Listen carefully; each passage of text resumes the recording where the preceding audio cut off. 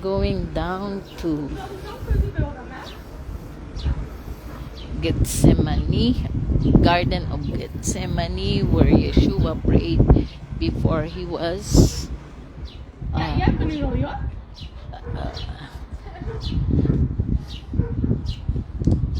caught.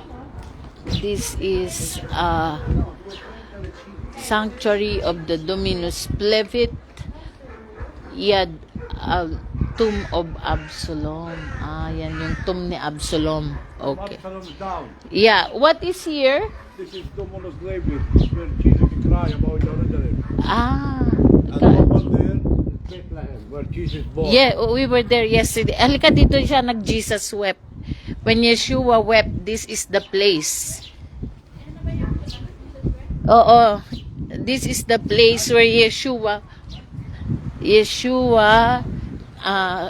wept for Jerusalem. And as we are on a journey where Yeshua, we are passing where all Yeshua HaMashiach, the Savior, went to pray here. He prayed here and he wept over Jerusalem. As he was looking for Jerusalem, this is the place where our Savior really wept. Yeah, where Yeshua wept for Jerusalem.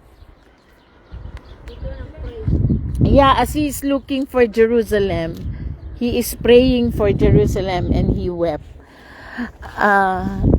Indeed, our Savior, God the beloved Son, who died on the cross, even before he died, this is the place where he really cried on.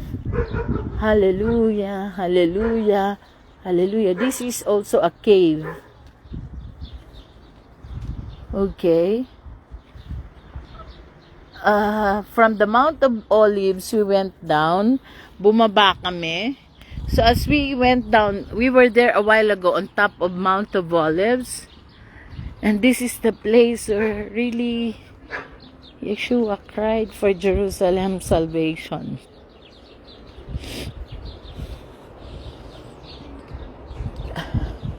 Yeshua cried for the salvation of his people because they did not receive him, they did not accept him, they did not believe him. And because of their unbelief, we the Goyim, tayong mga Gentile nations, tayo naman ang nasave. Dito sa lugar na ito, dito siya nanalangin. So pag nakikita nyo po yan, yung mga olive trees na yan, these olive trees are symbol of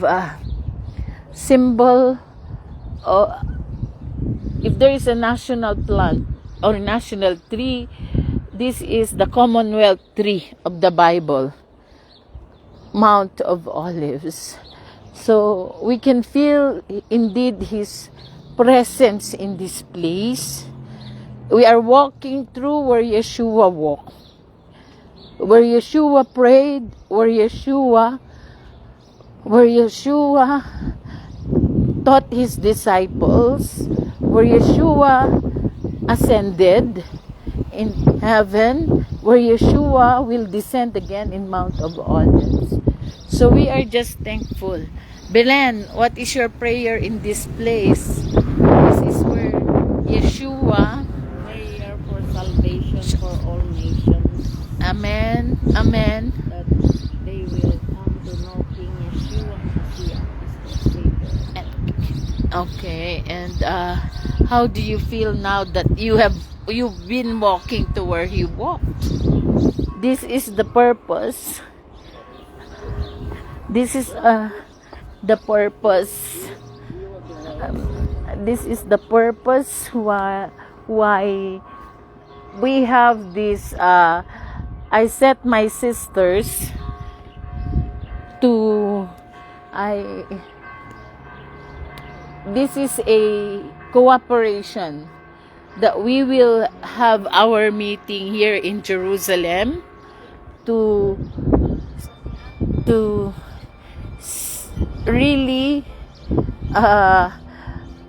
seek the Lord, seek Him and find Him, the scriptures, and meditate on His ordinances and laws, because He said, if you love me, keep my commandments.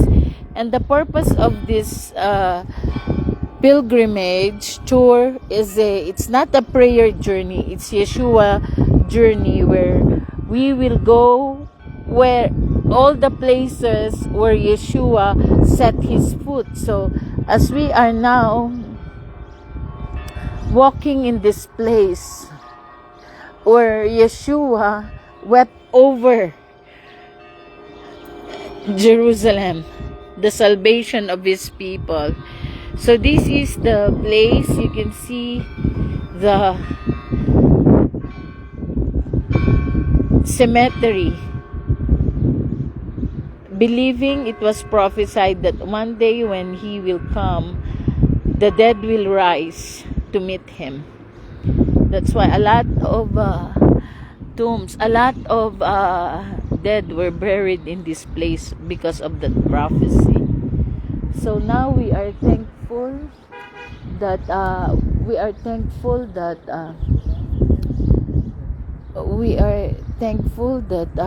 we are in this place, that we can feel His presence, where Yeshua wept. Jesus wept in this place. Yeshua wept over Jerusalem. He wept for the salvation because He came for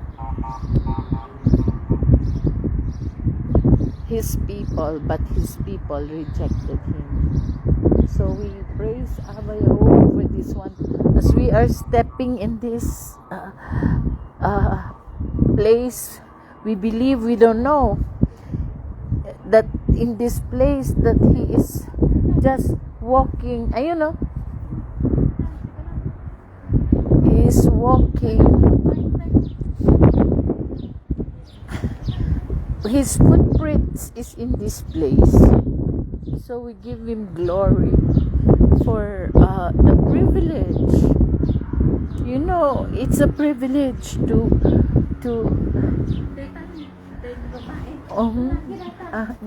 it's a privilege. Oo, sige na. It's a privilege to be in this place where Yeshua, our Savior, wept. And we are walking. The purpose of this trip of my family, of my sisters, is for us to go where Yeshua set His foot, here in the land of promise in Israel. We will go around where He was baptized, where He taught the Beatitudes, feed the 5,000. And now we finish. Tomorrow we will go in Via de la Rosa, the 7. Hallelujah, hallelujah, hallelujah. Oh, great is Thy faithfulness. Yeshua, our Savior. Sister! We see each other here. My sister, the name again? Katya. Katya from London. And my sister, Katya, say hello. Okay.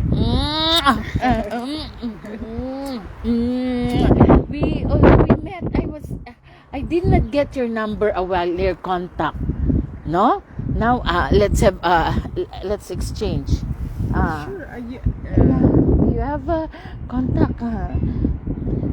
Next time you come, I have a house here. I have a place, so you can come to pray with me. Okay. Thank you. So my number, I'll give you my contact. Okay. The one in the Philippines, so we can add